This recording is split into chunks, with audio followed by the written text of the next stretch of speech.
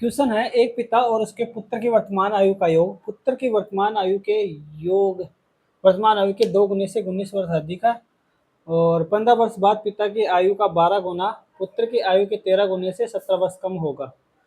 पिता और पुत्र की वर्तमान आयु के बीच अंतर वर्ष में कितना है, ये पूछा है। ठीक है, अपन पिता की वर्तमान आयु फादर यानी कि एफ मान लेते हैं। ठीक है, वर्तमान आयु एफ मान लेते हैं और सन यानी पुत्र की वर्तमान आयु क्या मान लेते हैं, सन की एस मान लेते हैं। ठीक है, और ये बोल रहे हैं कि पिता और पुत्र उसके पुत्र की वर्तमान आयु का योग, वर्तमान आयु का योग क्या हो जाएगा, एफ प्लस एस हो जाएगा।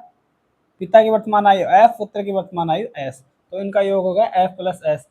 पुत्र की वर्तमान आयु के 2 गुने, पुत्र की वर्तमान आयु एस है, इसके 2 गुने से 19 वर्ष अधिक है, यानी कि ये 19 वर्ष अधिक है। ठीक है, ये बोला एक पिता और उसके पुत्र की वर्तमान आयु का योग पुत्र की वर्तमान आयु के 2 गुने से 19 वर्ष अधिक, यानी कि ये ज्यादा है। ये ज्यादा है तो बराबर करने के लिए अपन इसमें 19 ऐड कर देते हैं। ठीक है, तो यहाँ से इक्वेशन क्या बन जाएगी, ये बन जाएगी एफ माइनस एस बराबर कितना बन जाएगा, 19। क्यों, ये माइनस के 2s इधर आ जाएंगे, प्लस के 2s है, माइनस के 2s होंगे, एस से जाएंगे तो एस में जुड़ेगा तो माइनस का एस बच जाएगा। एफ माइनस एस यानी कि पिता और पुत्र की वर्तमान आयु का योग 19 वर्ष है। ठीक है, ये अपने को पूछा भी यही था, पिता और पुत्र की वर्तमान आयु के बीच अंतर, तो 19 आ गया, यानी कि ऑप्शन नंबर डी इसका आंसर हो जाएगा। यही से आंसर आ गया वैसे तो।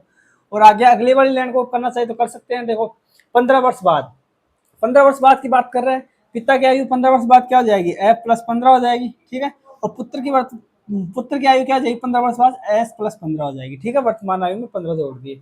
अभी बोल रहा है कि पिता की आयु का 12 गुना, 15 वर्ष बाद पिता की आयु का 12 गुना करें और पुत्र की आयु के 13 गुने से, पुत्र की आयु को अगर 13 गुना कर दें, इससे 17 वर्ष कम होगा, यानी कि ये 17 वर्ष कम है। यानी कि 15 वर्ष बाद 15 वर्ष बाद 15 वर्ष बाद पिता की आयु ये है, इसका 12 गुना पुत्र की आयु ये है 15 वर्ष बाद, इसका 13 गुना से 17 वर्ष कम, यानी कि ये कम है। ये कम है तो इसका बराबर करने, इन दोनों बराबर करने के लिए इसमें 17 ऐड कर देते हैं। 17 वर्ष कम है तो 17 ऐड कर देंगे, ये इक्वेशन बन जाएगी। ठीक है, और वैसे अपना आंसर पहले वाली इक्वेशन से आ गया, इसको करने की आवश्यकता नहीं है। ठीक है।